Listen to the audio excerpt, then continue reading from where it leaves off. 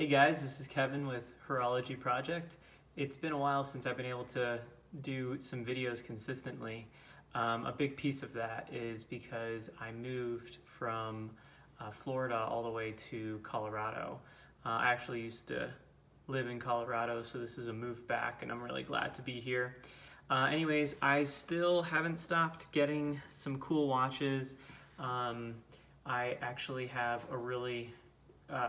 a couple of cool watches that were a little bit of grail pieces for me. One is in front of you, however, I'll probably be letting this one go. The other one is most likely going to be staying on my wrist, and that's my new Omega Speedmaster. I'll do a video on that soon. But let's go ahead and talk about what is inside this box. It's obviously another Tudor, and a special one at that. There it is. The Tudor Pelagos, or Pelagos. This is a watch that I've been really excited about and I've wanted to have in my collection for a little while, and I'm really happy to be talking about it. This is the 25500, the older original Pelagos, and it's a really neat watch. So what inspired me to kind of get this watch is I'm interested in getting a Rolex Submariner. I'm thinking about getting the older 5-digit reference. And kind of doing that, I, along the way, just have been thinking about, well, maybe I should just get back into a Tudor. I love Rolex, I love Submariners. But there's a part of me that was kind of like, well, now that I'm living back in Colorado, I think it'd be fun to get a watch that kind of matches that rugged lifestyle. And I thought this is a great watch for that. In some ways, I feel like this is the natural succession of what the original Tudor Submariner would have been, or is, even though it doesn't have that name anymore.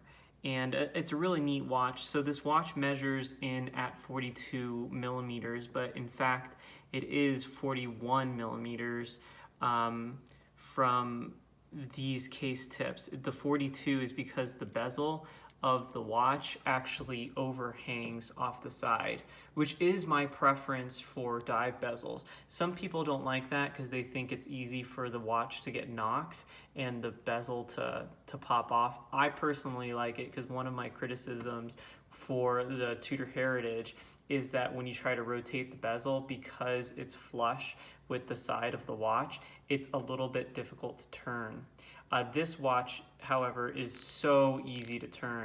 The bezel action is phenomenal. It's even stiffer than the Heritage, but not difficult to turn at all because, again, of that bezel overhang. So this is a neat watch because it's 500 meters, water resistant.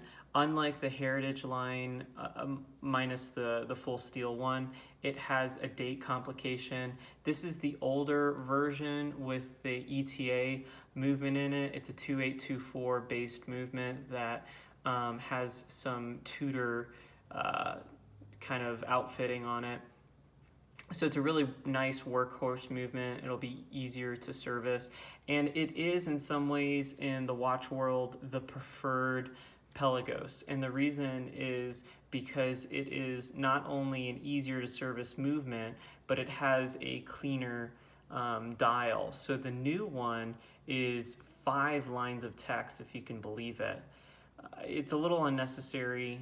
I think they kept too much in it. I think they kept the rotor self-winding in it, which in my opinion would have helped clean up the dial if they removed that. But this one is really nice because it only has 2 lines of text, and in some ways the way that the text is written in these 2 lines actually harks back to the original Submariner, so I really like that.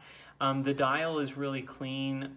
The lume on it is kind of like the 3-dimensional lume that is raised, and this whole entire watch glows awesome in the dark. It's all blue, including the bezel lights up a nice and beautiful blue. It's been keeping good time.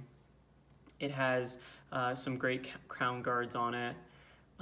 It is made out of titanium, so They say that it's a softer metal or easier metal to scratch, even though titanium has the advantage of being lightweight and very resistant to corrosion.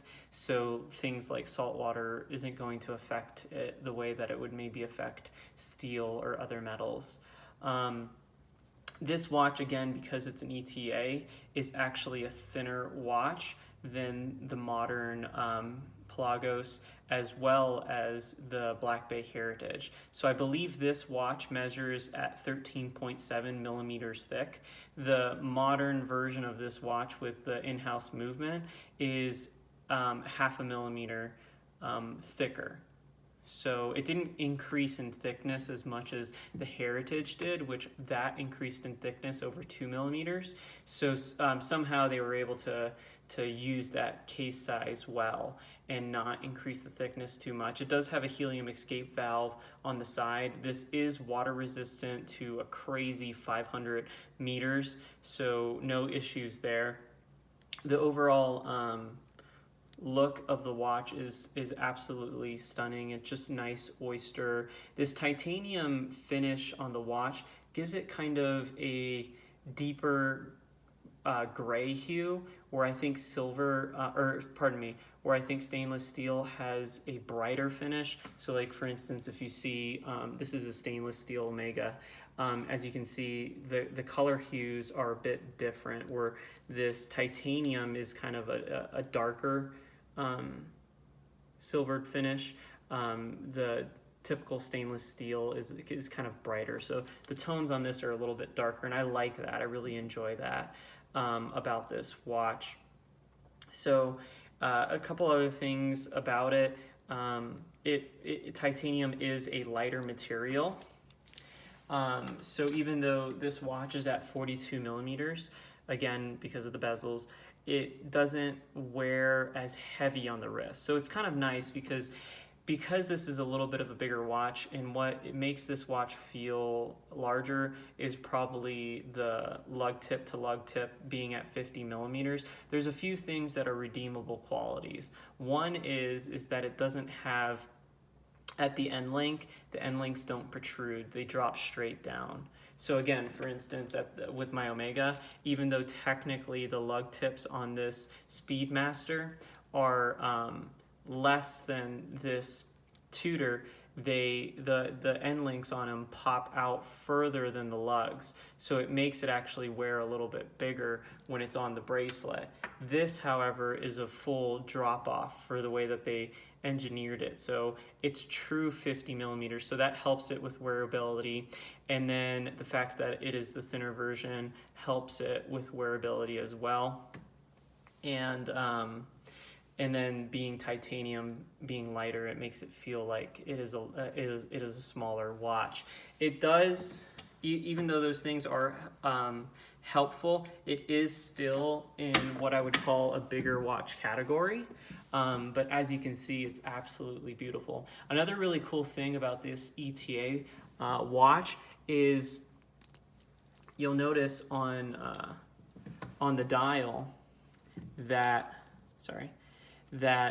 even though the newer versions have more text, one thing that oftentimes goes unnoticed is that the new version does not have that Lume pip at the 3 o'clock, so that's completely gone. So in night, that's not even visible. The 3 o'clock marker is not even visible. I like how they have that Lume pip there. It's one of the few watches, I think an Omega Seamaster does it as well. It's one of the few watches that keeps a date function and the Lume pip, and because they chose for the date wheel to be white, when the watch is further away, it gives the illusion of it just being a part of the or symmetrical on the other side. So I don't know how well that picks up on the camera, but it's pretty neat because it doesn't have a cyclops. It looks more like a no-date watch on the wrist, while the new version, I can't say that as much because it doesn't have that pip. A lot of people think that this will most likely be the collector's version, so if you can get your hands on one, there might be some collectability in the future as these become more scarce, since they only had about a 3-year run, which a lot of these watches were sold, but I doubt Tudor's ever going to go back to an ETA movement, let alone a thinner case, cleaner dial, the Lume pip at the 3. So it really does make for a great watch. I wound it this morning, but the crown action is nice and easy. It pops out really easily. Doesn't feel like it's pulling thread when it does it. Winds really nice. I've said it before that the in-house versions of the Tudors wind much better than these ETA versions, but there's nothing to complain about. Still feels great. Pops right back in, real easy, see? And then you just thread it a few times and you're good to go. So yeah, it's a great watch. Last thing that I haven't really talked about is this kind of, I forget the technical term, but it's like a glide lock feature like what the submariners have. Again, another reason why this is a lot of value for money in this watch. The fact that you would have to pay $8,500 for a date complication sub, and that's even if you could get one. These sell brand new for half of that, and then on the used market they go for even lower.